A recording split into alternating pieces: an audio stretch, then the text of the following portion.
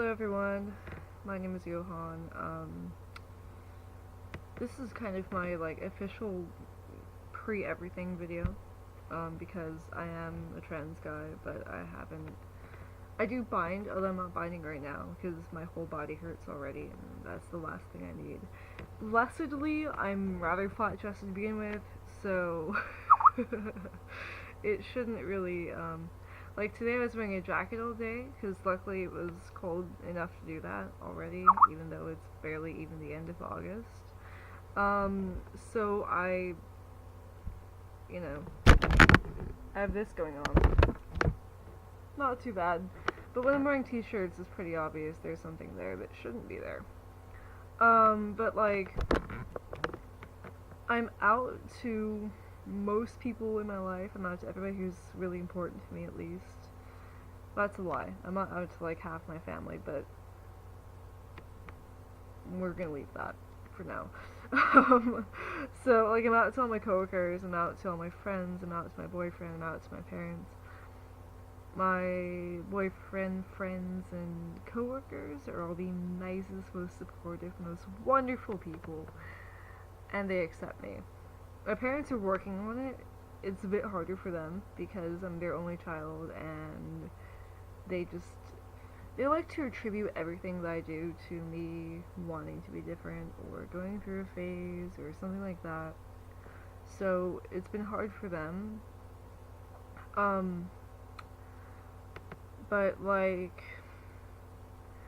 I'm trying to get my ass to a gender therapist right now, and it's just stalling because I was supposed to go see them on Wednesday. And it turns out that everybody I work with has to have Wednesday off for one reason or another. And therefore I'm gonna have to reschedule because I hadn't already asked for it off. Because I didn't know about this until 2 days ago. So this therapist is really hard to get in contact with, and it's driving me insane. I called them at 10:30 this morning and be hey, I can't come see you, I'd like to reschedule. No answer. That being said, my heart is set on this particular therapist.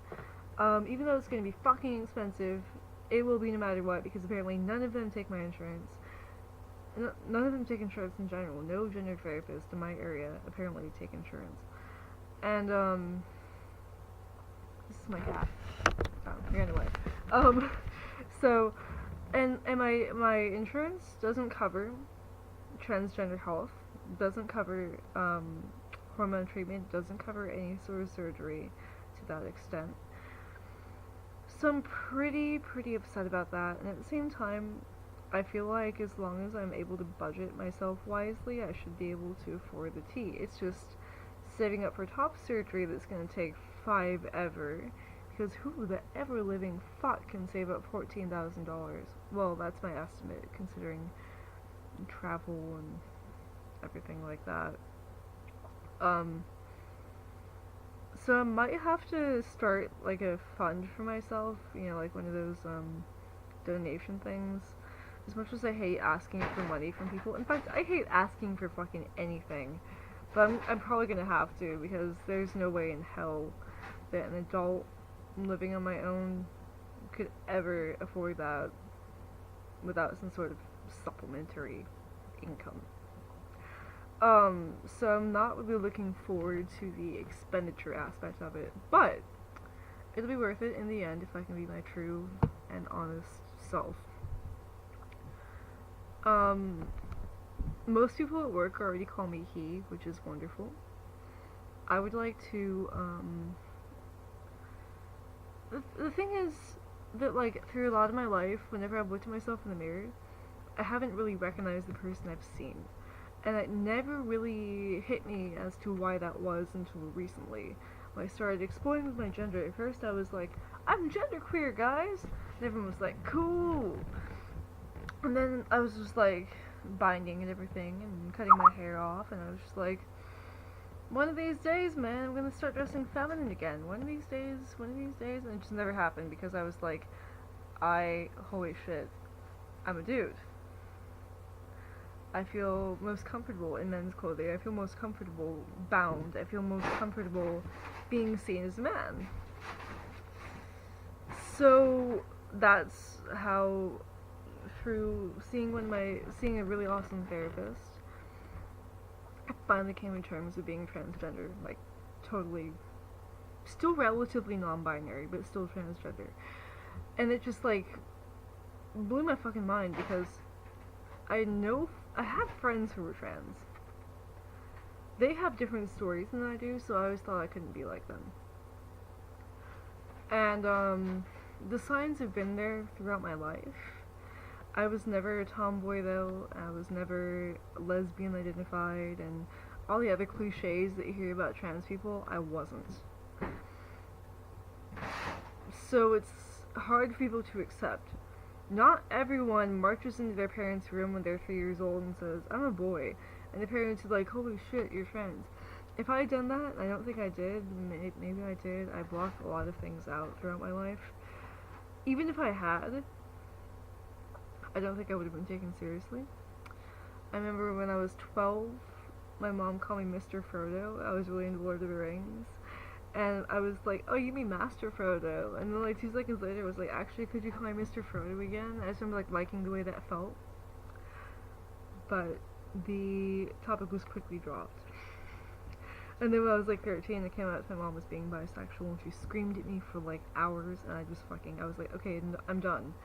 Like, I have a journal entry from that period in my life where I was just like, you know, I acknowledge this part of myself, but I'm not gonna act out on it.